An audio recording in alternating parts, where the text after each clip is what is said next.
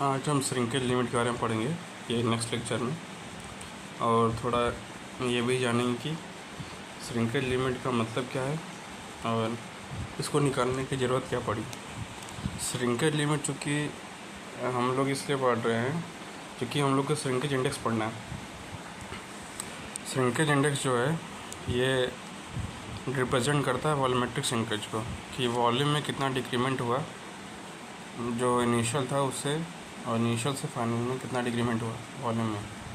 ये मेन निकालने के लिए हम लोग श्रिंकेज इंडेक्स पढ़ते हैं, और श्रिंकेज इंडेक्स के लिए श्रिंकेज लिमिट की ज़रूरत पड़ती है। तो देखिए, मैंने जो पहला वाला डायग्राम बनाया इसमें टू फेज डायग्राम आप लोगों को दिख रहा होगा। इसमें ऊपर मैंने एक नीचे बनाया है सॉलिड और ऊपर बना है वाटर। तो वाटर और सॉलिड के जो पार्टिकल्स हैं वही दिखा है, एयर के पार्टिकल दिखाए नहीं है, क्योंकि जो वाटर है वो एयर के सारे वर्ड्स को फिल कर लिया है। ठीक है, तो एयर जो है रिमूव हो चुका है। अब आगे बढ़ते हैं, जो सेकंड फेज डायग्राम है इसमें भी देखिए वाटर के और सॉलिड के पार्टिकल है। देखिए जो लास्ट फेज डायग्राम है उसमें देखिए आप देख रहे होंगे, तो इसमें एयर के पार्टिकल हैं और सॉलिड के पार्टिकल है, तो इसका मतलब वाटर है नहीं, तो वाटर पूरी तरीके से ख़त्म हो चुका है। तो ये जो टू फेज डायग्राम है लास्ट वाला, इसमें देख के समझ में आ रहा होगा कि जो ये टू फेज डायग्राम है ये ड्राई कंडीशन के लिए है, क्योंकि वाटर तो है ही नहीं। और जो दोनों ये है इसके बारे जो दोनों डायग्राम है टू फेज डायग्राम, इसमें समझ लीजिए आप पार्शली सैचुरेटेड कंडीशन है, क्योंकि जो वाटर है ये सॉइल को पूरी तरीके से कवर कर चुका है। तो शुरुआत करते हैं जो टू फेज डायग्राम फर्स्ट वाला है। इसमें देखिए जो वॉल्यूम दिया है, वॉल्यूम को V1 माना गया है पहले वाले में, और इसमें V1 में क्या इंक्लूड किया गया है, वाटर के वॉल्यूम और सॉलिड के वॉल्यूम। ठीक है, और जो नेक्स्ट वाला है V2, इसमें जो वाटर के पार्टिकल और सॉलिड के पार्टिकल दोनों के वॉल्यूम है। तो V1 और V2 में क्या अंतर है, V1 में वॉल्यूम थोड़ा सा इंक्रीमेंट हो रहा है और V2 में थोड़ा वॉल्यूम डिक्रीमेंट हो रहा है। ठीक है, तो इसी के लिए change of volume delta V1 minus V2 किया है मैंने। देखिए ये लिखा नहीं है V1 माइनस V2, इसलिए लिखा है। ठीक है, और ऐसे ही नेक्स्ट में V2 और VD का देख लेंगे, या V1 और VD का देख लेते हैं, क्योंकि इनिशियल माइनस फाइनल होता है। तो ये जो फाइनल था V2 उसका नहीं लेके इनिशियल लेंगे, इनिशियल माइनस फाइनल करेंगे ना। V1 से निकाल रहे हैं हम V2 के लिए वॉल्यूम चेंज, इसलिए डेल्टा भी लिखे हैं। ठीक है, change in volume 1 to volume 2। तो वॉल्यूम 1 में क्या, वॉल्यूम 1 में जो चेंज आया है वो निकालना है किसके थ्रू, वॉल्यूम 2 के थ्रू, इसलिए डेल्टा भी लिख रहे हैं। ठीक है, और दूसरी बात ये है, अब निकालेंगे VD का वॉल्यूम इन ये ड्राई स्टेट। VD का फुल फॉर्म है वॉल्यूम इन ड्राई स्टेट। ठीक है, अब आगे बढ़ते हैं। तो इसमें देखिए कि initial minus final volume V1 minus VD। ठीक है, अब इससे भी निकालेंगे डेल्टा V, तो चेंज इन वॉल्यूम निकल जाएगा। अब दोनों का हमें वॉल्यूम पता चल गया। ठीक है, और मोरल लेस सेम है थोड़ा सा, तो इसलिए डेल्टा V को देखिए दोनों जगह सेम ही लिखा गया कि V1 minus V2 equal to V1 minus VD। अब आगे बढ़ते हैं, अब हमें निकालना है कि वाटर कंटेंट कितना कम हुआ है। ठीक है, तो वाटर कंटेंट कितना कम हुआ है वो देख लेते हैं। तो जो फर्स्ट का निकालेंगे M1 जो होगा वो मास of solid at first phase, जो ये फर्स्ट फिगर समझ लीजिए, सेकंड फिगर ऐसे करके बोलूँगा, क्योंकि टू फेज डायग्राम दोनों का है ना, इसलिए थोड़ा सा आपको कन्फ्यूज़न ना, इसलिए मैं फर्स्ट और सेकंड करके बोलूँगा। जो M1 है ये फर्स्ट का मास है। ठीक है, मास ऑफ सॉलिड है, और जो M2 MS है वो मास ऑफ सेकंड सॉलिड का है। ठीक है, मतलब मास ऑफ सॉलिड का ही है लेकिन सेकंड फिगर का है। तो दोनों का जो मास निकालेंगे M1 माइनस M2, ठीक है, अपॉन M2। ठीक है, इससे क्या निकल जाएगा, वाटर कंटेंट निकल जाएगा हमारा। ये जो वाटर कंटेंट निकालेंगे वो परसेंटेज में निकालते हैं हमेशा वाटर कंटेंट की कोई वैल्यू नहीं होती है उस टाइप की। ठीक है, जिस टाइप की जैसे चेंज इन वॉल्यूम में हम लोग निकालते हैं पहले, इसलिए वाटर कंटेंट हमेशा परसेंटेज में होगा, तो इसलिए न्यूमरेटर अपॉन डिनोमिनेटर करते हैं, डिवाइड करके निकालते हैं। ठीक है, अब वही जो ऊपर मैंने बताया आपको चेंज इन वॉल्यूम के लिए V1 माइनस V2, अब ये मास के लिए भी लगेगा। देखिए m1 minus ms md mass in dry state, ठीक है। तो initial minus volume final upon initial, initial minus final upon final, ठीक है।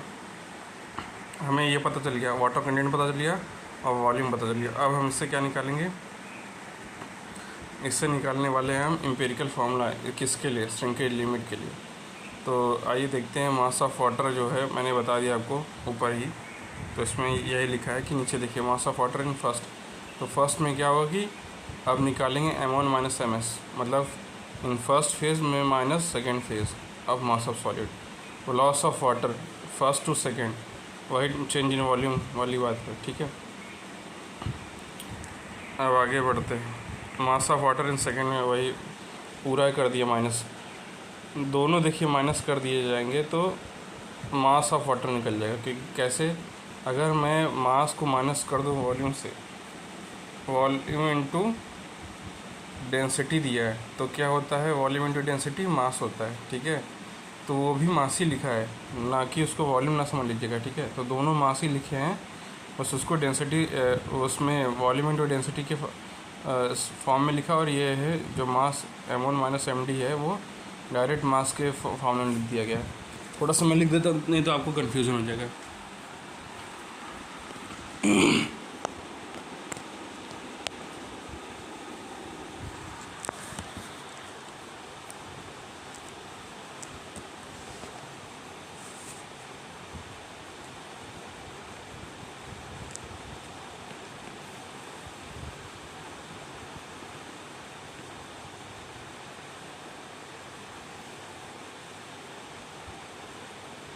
ये जो है ये वॉल्यूम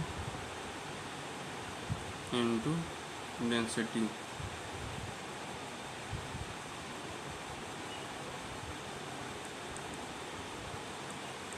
इक्वल टू मास। तो दोनों मास ही लिखे हैं, ठीक है।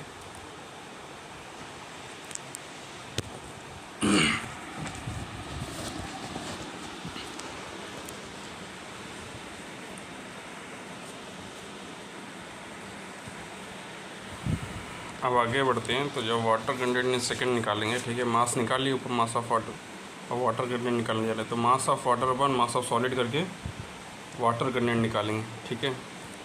तो देखिए इनिशियल माइनस फाइनल वाला, ठीक है, और ये इनिशियल माइनस फाइनल का दोनों तरफ का। तो एक तरफ मास माइनस मास दोनों हो रहा है, ठीक है, दोनों में ही माइनस माइनस माइनस है। और सेक में वॉल्यूम इनटू डेंसिटी करके लिखा गया है फॉर्मूला, और एक में सीधा डायरेक्ट मास करके ही लिख दिया गया, ठीक है। तो m1 minus md upon md minus bracket में v1 minus vd upon vd into rho W जो है वाटर का डेंसिटी है। डेंसिटी वाटर की कितनी होती है, स्टैंडर्ड 1000 kg पर मीटर स्क्वायर, नहीं क्यों होगा, डेंसिटी है ना, स्क्वायर तो एरिया हो जाएगा, ठीक है। अब आगे बढ़ते हैं। श्रिंकेज इंडेक्स का जो एक फॉर्मूला और होता है, वो जो होता है 1/r माइनस 1/g। आर क्या है, श्रिंकेज रेशियो है, ठीक है। श्रिंकेज लिमिट से ही निकलता है श्रिंकेज रेशियो, ठीक है। तो श्रिंकेज रेशियो में क्या होगा, वॉल्यूमेट्रिक डिक्रीमेंट हो रहा है और वाटर कंटेंट घट रहा है, ठीक है। तो उसका सीधा सा होगा, जो आप लोग स्पेसिफिक ग्रेविटी में मैंने फार्मूला बताया था आपको कि स्टैंडर्ड ऑफ, जैसे कोई समझ ली कि स्पेसिफिक ग्रेविटी वाटर का निकालना है, तो वाटर का तो स्पेसिफिक ग्रेविटी निकालने के लिए क्या करेंगे, पहले जो वाटर का दिया गया है मास, ठीक है, उसको ऊपर कर देंगे और नीचे डेंसिटी कर देंगे उसका। मास अपॉन डेंसिटी कर देते हैं, यानी मास अपॉन वॉल्यूम करेंगे, डेंसिटी नहीं करेंगे, ठीक है। तो मास अपॉन वॉल्यूम से डेंसिटी निकल जाएगा। तो डेंसिटी जो होता है वो स्पेसिफिक ग्रेविटी होती है, ठीक है। तो वैसे श्रिंकेज रेशियो कि जो ये rho D upon rho W दिया है, ये रो डब्लू और ये रो डी अपॉन ये जो दिया ना, स्पेसिफिक ग्रेविटी के फॉर्मूले के थ्रू आया है श्रिंकेज रेशियो।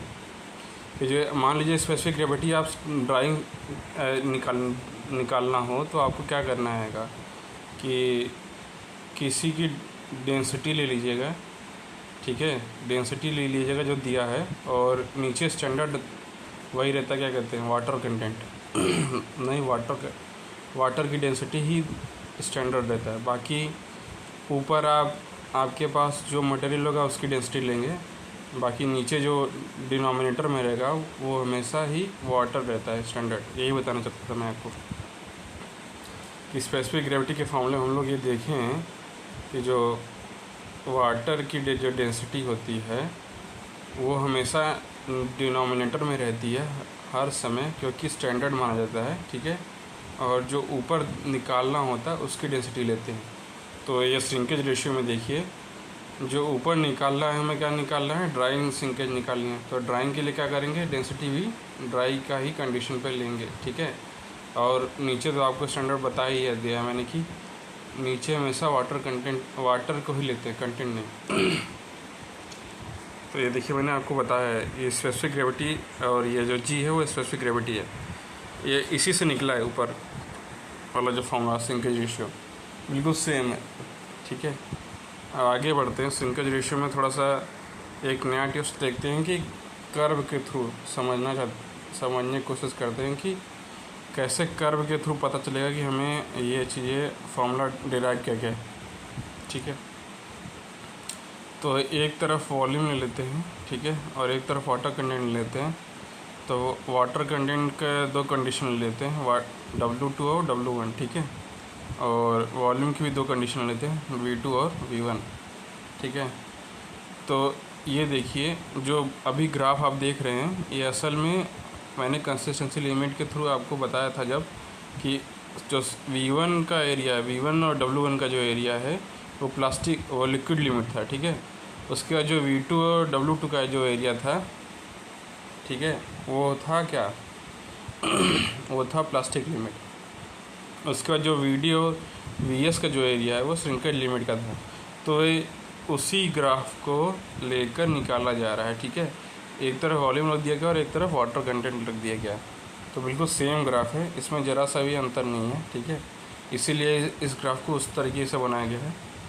और जानना होगा कि वो कौन सा ग्राफ है तो मेरा पिछला लेक्चर देख सकते हैं, उसमें मैंने बताया कंसिस्टेंसी लिमिट के बारे में। तो जब कंसिस्टेंसी लिमिट बताई थी तो आपको वो ग्राफ बना के बताया था, ठीक है। अब इसमें देखते हैं कि V1 और V2 में चेंज कितना आता है, ठीक है। तो देखिए जो V1 और V2 में चेंज है वो वॉल्यूमेट्रिक चेंज होगा, ठीक है। और जो W2 W1 में क्या है वो मास का चेंज होगा। तो अब जो श्रिंकेज रेशियो ऊपर हम लोग पढ़े हैं उसमें देखिए क्या पढ़े हैं, ठीक है। ऊपर लिखा था डेंसिटी ऑफ ड्राइंग श्रिंकेज, ठीक है, ड्राइंग कंडीशन, श्रिंकेज नहीं बोलूँगा, drawing condition upon density of water, ठीक है। तो अब यहाँ पे भी वही कर रहे हैं हम लोग, वॉल्यूम अपॉन मास, ठीक है। उससे क्या निकल जाएगा, डेंसिटी निकल जाएगी, ठीक है। अब आप रिलेट कर पा रहे होंगे कि वो ऊपर श्रिंकेज रेशियो में क्या लिखा है और यहाँ क्या लिखा है, ठीक है। तो अब देखिए इस फॉर्मूले में क्या दिया है, V1 माइनस जो V2 है ये change in volume of first minus change in volume in second, ठीक है। तो वॉल्यूम का जो चेंज है ओवरऑल किसके थ्रू हम लोग मेज़र करेंगे, सेकेंड के थ्रू, ठीक है। और पता कैसे करेंगे कि वॉल्यूम चेंज में कितना हुआ, तो V1 को लेंगे इनिशियल और V2 को लेंगे फाइनल। और V2 को फाइनल लेने के बाद ये पता करेंगे कि वाटर कंटेंट में कितना चेंज आया, तो W1 को लेंगे इनिशियल और W2 को लेंगे फाइनल। तो अगर आप ध्यान दिए होंगे उस चार्ट में जो बताया मैंने आपको, तो उसमें मैंने ऊपर लिखा था लिक्विड लिमिट, नीचे लिखा था प्लास्टिक लिमिट, ठीक है, और उसके बाद लिखा था श्रिंकेज लिमिट। तो जब लिक्विड लिमिट से प्लास्टिक लिमिट जा रहा होगा वाटर कंटेंट तो वो डिक्रीमेंट में होता है, इसलिए हर जगह देखिए माइनस में है, निगेटिव में है, ठीक है। और अगर हमें यही बात करनी होती है W2 से W1 जानना है तो हम लोग प्लस करते हैं, ठीक है। अब आप समझ रहे होंगे कि श्रिंकेज रेशियो का क्या ओवरऑल इफेक्ट है। श्रिंकेज रेशियो आप समझ लीजिए कि volumetric decrement through water content, कि वॉल्यूम में चेंज कितना है वाटर कंटेंट कम करने पर, ठीक है, या वाटर कंटेंट बढ़ाने पर। तो कम करने पर क्या होगा, हमेशा हमें वाटर कंटेंट घटाना पड़ेगा, ठीक है। तो घटाने के लिए क्या साइन लगेगा, हमेशा निगेटिव साइन लगता है। इसलिए हम लोग श्रिंकेज रेशियो निकाल रहे हैं माइनस करके, V1 minus V2 upon V2 upon W1 minus W2, ठीक है। अब आप समझ पा रहे होंगे कि श्रिंकेज रेशियो ओवरऑल और है क्या, ठीक है। तो इसमें ज़्यादा कुछ और नहीं बताने वाली बात है, ठीक है। बाकी रेशियो है एक प्रकार का ये, ठीक है। अब नीचे देखेंगे तो इसमें मैंने लिखा है कि अगर W2 को WS से रिप्लेस कर दिया जाए, ठीक है, और V2 को VD से रिप्लेस कर दिया जाए, तब क्या फॉर्मूला बनेगा। तो जो W2 से W2 है उसको रिप्लेस किससे करें, WS से। तो WS है वो क्या है, वाटर इन श्रिंकेज कंडीशन, ठीक है। इसको लिख देता हूँ थोड़ा सा समझने के पर्पज़ से।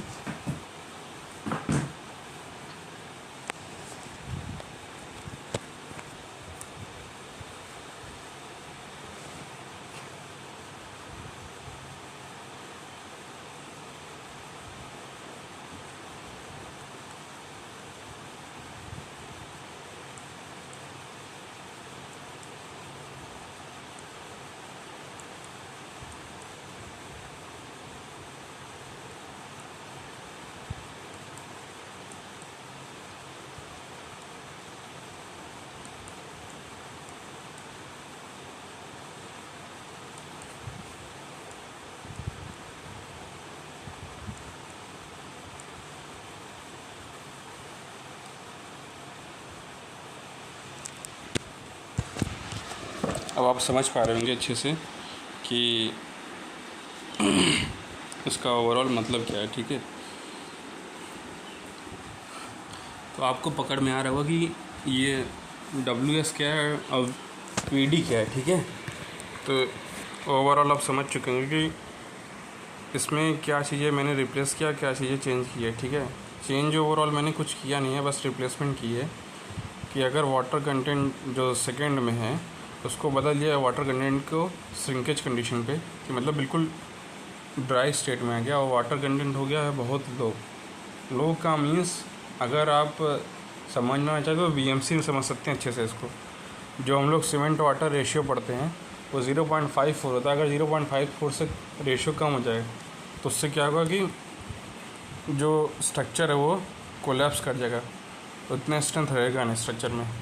तो हमें वाटर कंटेंट रेशियो बढ़ाना ही पड़ता है, क्योंकि अगर वाटर कंटेंट रेशियो बढ़ाएंगे तो एक फ़्लो इंडेक्स पढ़ेंगे पीछे करके, अभी आगे ही पढ़ेंगे। तो उसमें क्या होगा कि जितनी फ्लोबिलिटी होती है उतना ही सीमेंट स्ट्रक्चर के इंटरनल पार्ट में बढ़िया से जाके स्मूथली सेटल हो जाता है और स्ट्रक्चर को स्ट्रेंथ देता है। तो वाटर कंटेंट बढ़ाने से और घटाने से क्या फ़र्क पड़ता है ये तो मैंने आपको बता दिया। अब इसमें क्या इफ़ेक्ट होगा अगर श्रिंकेज कंडीशन आ जाएगा वाटर कंटेंट का, तो यही ये फॉर्मूला बता रहा है आपको। तो ये फॉर्मूला बनता है, देखिए श्रिंकेज रेशियो इसको भी कहेंगे, बस इसमें थोड़ा सा रिप्लेसमेंट कर दिया है कि V1 minus VD upon W1 minus WS, ठीक है। आप समझ चुके होंगे अच्छे से। अब एक देखिए इसमें इंडेक्स जो है श्रिंकेज इंडेक्स, मैंने आपको बताया ना कि श्रिंकेज इंडेक्स निकालते क्यों हैं और उसका पर्पस क्या है, आपको पहले ही बता दिया ऊपर ही। तो बस इसमें ज़्यादा कुछ और नहीं बोलूँगा कि श्रिंकेज इंडेक्स निकालता क्यों है, तो आप समझ चुके होंगे। बस इसमें ये समझ लीजिए कि जो प्लास्टिक लिमिट है और जो श्रिंकेज लिमिट है, ठीक है, उसको माइनस करके श्रिंकेज इंडेक्स निकाल रहे हैं। तो ये जो WP है और जो WS है, ठीक है, इसको कहते हैं WP को कहते हैं प्लास्टिक लिमिट, ठीक है, और WS को कहेंगे लिक्विड नहीं श्रिंकेज लिमिट, ठीक है। तो प्लास्टिक माइनस श्रिंकेज, जो हम प्लास्टिक माइनस श्रिंकेज कर रहे हैं कहाँ कर रहे हैं, ये कहाँ माइनस कर रहे हैं, तो मैं थोड़ा आपको दिखाता हूँ कि ये माइनस कहाँ कर रहे हैं। ये देखिए जो ये ग्राफ देख रहे हैं आप लोग, ये V1 और W1, V2 और W2, VD और WS, ठीक है, इसमें माइनस कर रहे हैं। कैसे, जो V1 है और W1 है इसको हटा दीजिए अगर, तो आपको एक मैंने ग्राफ बताया था आपको कहाँ, जब आपको कंसिस्टेंसी लिमिट बताई थी उसमें बताया था कि लिक्विड लिमिट से प्लास्टिक लिमिट, प्लास्टिक लिमिट से solid, semi solid state, semi solid से सॉलिड स्टेट, ठीक है। तो वहाँ माइनस कर रहे हैं, ठीक है। अब हम अगर प्लास्टिक लिमिट से सेमी सॉलिड में जाएंगे या सॉलिड स्टेट में जाएंगे तो हमारा जो वॉल्यूम है वो घटेगा, ठीक है। तो मैं आपको बता भी देता हूँ, और ये बता तो दिया आपको मैंने, और इसमें थोड़ा सा लिख भी देता हूँ ताकि आपको समझने में आसानी हो।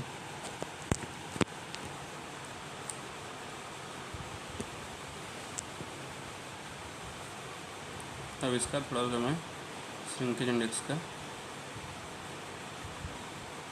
हल्का सा ओवरव्यू दे देता हूँ।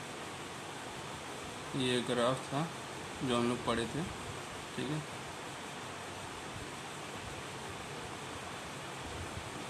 ये था सेमी सॉलिड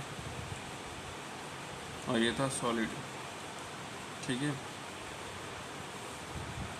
तो ये था प्लास्टिक लिमिट और ये था श्रिंकेज लिमिट, ठीक है। और इधर था क्या अपना लिक्विड लिमिट।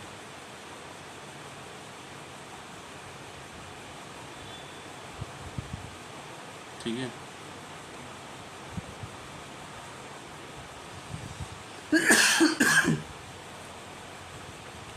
इधर है लिक्विड लिमिट। तो जब यहाँ से यहाँ जा रहे हैं तो वॉल्यूम में डिक्रीमेंट हो रहा है। इधर था वॉल्यूम, इधर वाटर कंटेंट था, ठीक है। तो वॉल्यूम में डिक्रीमेंट हो रहा है, इसलिए ये श्रिंकेज इंडेक्स लिखा गया, ठीक है। अब आप अच्छे समझ पा रहे होंगे। और प्लास्टिसिटी इंडेक्स में देखिए वहाँ भी माइनस कर रहे हैं। जब लिक्विड लिमिट से माइनस करेंगे प्लास्टिक लिमिट में जाने के लिए तो क्या कर रहे हैं, माइनस वॉल्यूम का माइनस कर रहे हैं। अब आप अच्छे समझ पा रहे हैं कि वॉल्यूम में माइनस करेंगे तो और भी कहाँ माइनस करना पड़ेगा, वाटर कंटेंट में माइनस करना पड़ेगा। Volume and water content both are reduced, ठीक है। तब जाके पता चलेगा कि प्लास्टिसिटी इंडेक्स क्या हो, कैसे पता करना है, ठीक है। अब प्लास्टिसिटी इंडेक्स के बारे में तो जान गए, थोड़ा सा ये भी जानेंगे कि प्लास्टिसिटी इंडेक्स सॉइल, जो डिफरेंट सॉइल होता है उसमें वेरिएशन कैसे होती हैं, ठीक है। तो जो ग्रेवल में होता है वो प्लास्टिसिटी इंडेक्स 0 होता है, ठीक है। अब जो सैंड में होगा वो भी 0 होगा। अच्छा, सैंड और ग्रेवल में 0 क्यों हो रहा है ये अभी बताता हूँ आपको थोड़ा सा। सैंड और ग्रेवल में मेनली 0 इसलिए होता है कि ग्रेवल में जो वॉइड रेशियो है बहुत बड़े पैमाने पे, ठीक है, और कोहेजन लेस है, ठीक है। कोहेजन लेस है और उसमें कोहेजन की प्रॉपर्टी है नहीं और एडेशन भी नहीं कर सकते, लेकिन कोहेजन वाली प्रॉपर्टी है नहीं, इसलिए भी प्लास्टिसिटी इंडेक्स कम है, 0 है, कम नहीं, ठीक है। बाकी सिल्ट में है, सिल्ट में थोड़ा सा कोहेजन आ जाता है, ठीक है। कोहेजन लेस बिल्कुल भी नहीं है। क्ले में ज़्यादा होगा क्योंकि वहाँ पे कोहेजन की प्रॉपर्टी बहुत बड़े पैमाने पे है। तो मैं इसको लिख भी देता हूँ।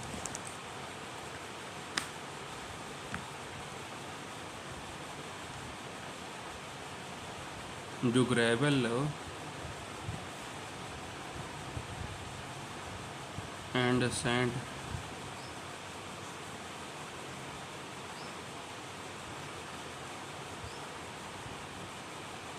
both are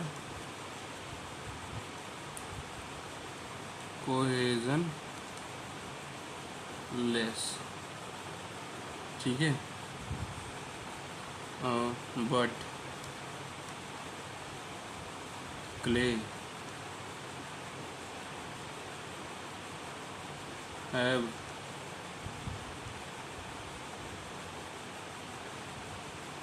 more cohesion,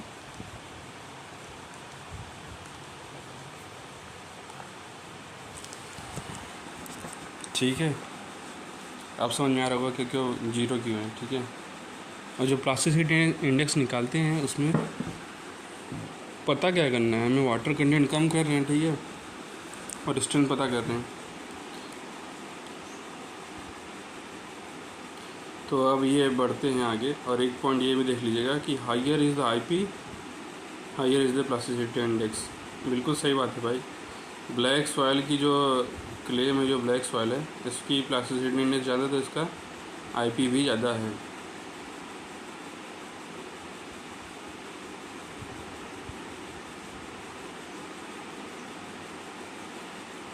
अब ये सेकेंड में देख लीजिए, इसमें क्या है कि इसमें आईपी की बात की जा रही है और अगर आईपी 0 होगा तो क्या होगा, वो मटेरियल या जगह क्या कहेंगे, उसमें क्या कहते हैं कि अगर IP 0 होगा तो उसमें नॉन प्लास्टिक नेचर होगा। नेचर का बात कर रहे हैं, ठीक है। डिस्क्रिप्शन या नेचर लिख देते हैं, बेहतरीन होगा, नेचर लिख देता हूँ और अच्छे समझ में आ जाएगा आपको।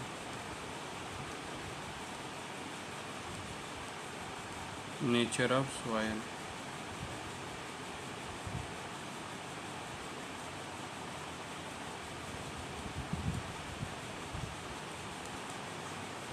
ठीक है। तो अगर 0 होगा तो वो नॉन प्लास्टिक होगा अगर IP, ठीक है। अगर 7 से ज़्यादा होगा तो लो प्लास्टिक होगा। 7 से नहीं, ज़्यादा नहीं, 7 से कम होगा तो लो प्लास्टिक होगा। 7 से ज़्यादा है तो मीडियम प्लास्टिक, अगर 17 से ज़्यादा है तो हाई प्लास्टिक, ठीक है।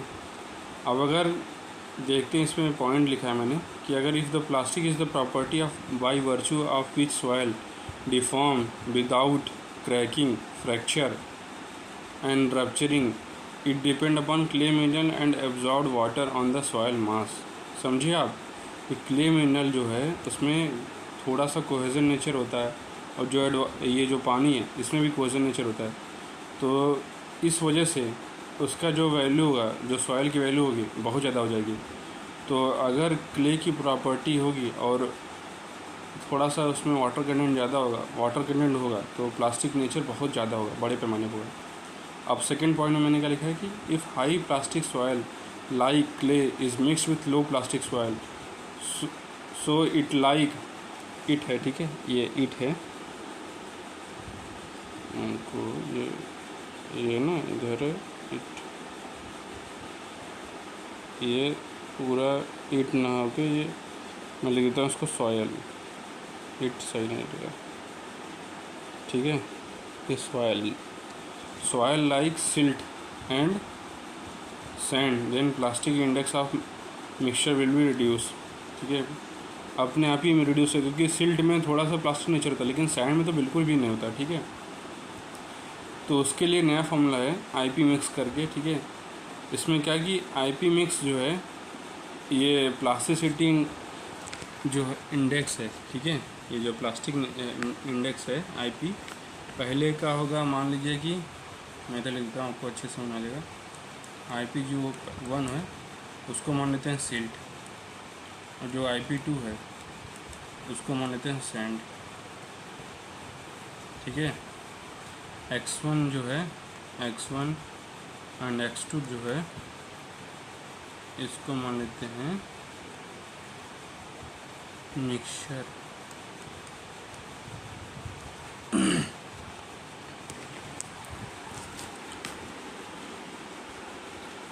तो इससे समझ में ये आया कि अगर मान लीजिए हमें इंडेक्स प्रॉपर्टी निकालनी है किसकी, प्लास्टिसिटी की, और वो किस में निकालना है, कोई भी एक सॉइल दिया ना हो और हमें निकालना हो कि एक से ज़्यादा सॉइल हैं, 2 सॉइल हैं, और दोनों सॉइल की कैटेगरी और नेचर बिल्कुल अलग अलग है। तो अगर दोनों सॉइल की कैटेगरी और नेचर अलग अलग है तो हम कैसे निकालेंगे दोनों सॉइल का प्लास्टिसिटी इंडेक्स एक ही साथ? तो इस फॉर्मूले को यूज़ करके निकालेंगे, ठीक है। और ये बहुत ईजी फॉर्मूला है। दोनों की प्लास्टिसिटी लिख दीजिए, ठीक है। एक की मान लीजिए लिख दीजिए, सैंड की जो प्लास्टिसिटी होती है ऊपर अभी आपने पढ़ा है 0, ठीक है। लेकिन कई बार एग्ज़ाम में 0 ना देकर दूसरा कुछ देता है, तब उसके लिए फॉर्मूला दिया है, ठीक है। अगर यहाँ 0 लिख देंगे तो 0/0 0 हो जाएगा, ठीक है। ये देखिए ऊपर मैंने लिखा है, ये देखिए सैंड की 0 लिखा है ना, ठीक है। तो अगर 0 लिख देंगे, अगर कुछ नहीं दिया हो तब की बात है। लेकिन अगर एग्ज़ाम में चूँकि कई बार होता है कि सैंड और सिल्ट की दोनों को अलग दे देता है, या सिल्ट या सैंड या ग्रेवल दे दिया, ठीक है, या क्ले या सिल्ट दे दिया, दोनों अलग दे दिया, तो उस चीज़ के लिए फॉर्मूला दिया है, ठीक है। अब आप ऐसा ना समझिए कि सैंड हमेशा ही 0 होगा तो फिर ये फॉर्मूला क्यों बनाएगा। 0 तब के लिए है जब कुछ भी नहीं हो, बस हमें ट्रायल लेना हो कि हाँ ये फॉर्मूला वर्क करता है कि नहीं करता, ठीक है, तब के लिए। लेकिन अभी जो ये फॉर्मूला मैंने आपको लिखा है, ये आप एग्ज़ाम में जब देखेंगे तो वहाँ पे जो वैल्यू दिया रहता है उसको लेके करेंगे, ठीक है। अपने से नहीं सोचेंगे कि सैंड की तो 0 होती है, 0 ही कर देते हैं, नहीं। कई बार एग्ज़ाम में दूसरा लिख देता है, 10 लिख देते तो क्या करेंगे आप, तब 0 लिखेंगे नहीं, तब 10 लेंगे, जो एग्ज़ाम में दिया है वो लेंगे, ठीक है। वो उस चीज़ के लिए दिया है कि ये फॉर्मूला।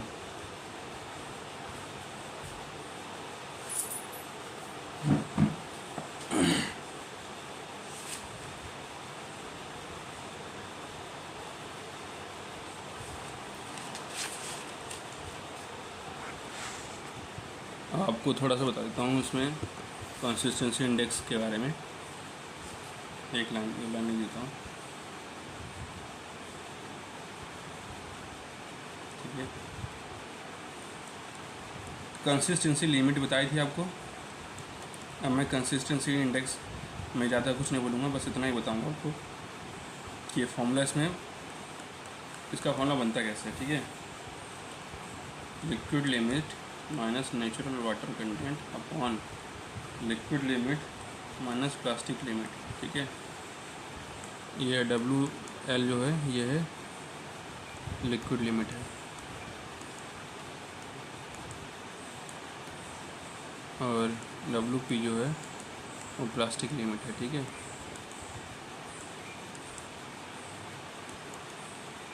और जो WN है ये है नेचुरल वाटर कंटेंट,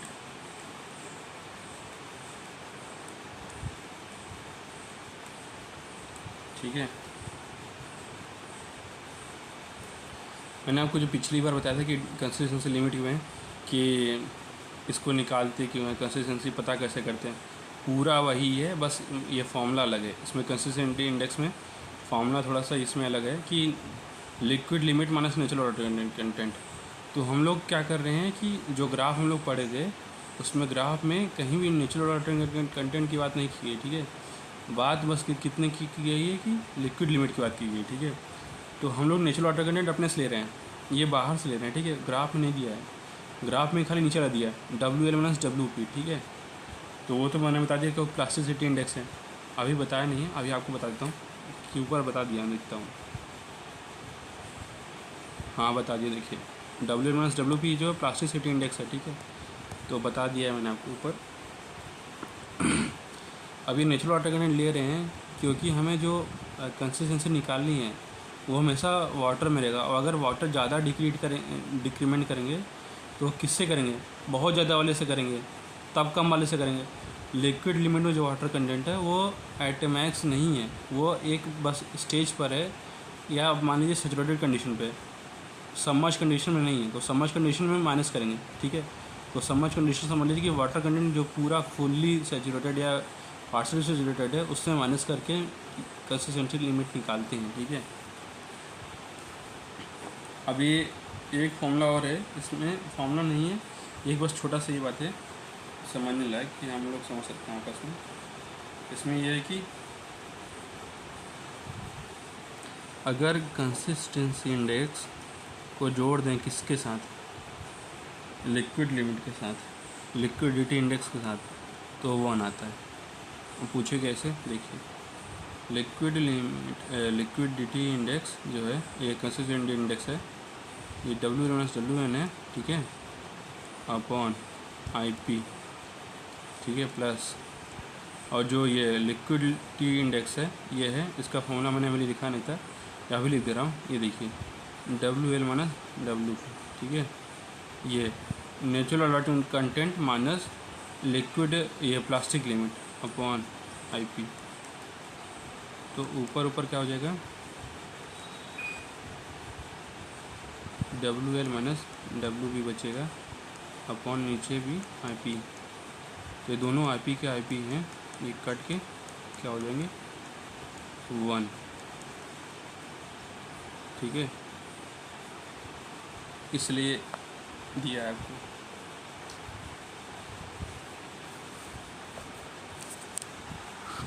आज के लिए बस इतना ही। इस अगले लेक्चर में थोड़ा सा बचा है बस ये फर्स्ट चैप्टर का, इसके बाद फर्स्ट चैप्टर खत्म, उसके बाद फिर हम लोग नेक्स्ट चैप्टर में पहुँचेंगे।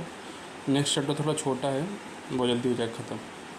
तो आज के लिए बस इतना ही, इसके बाद अब अगले दिन वहीं थे।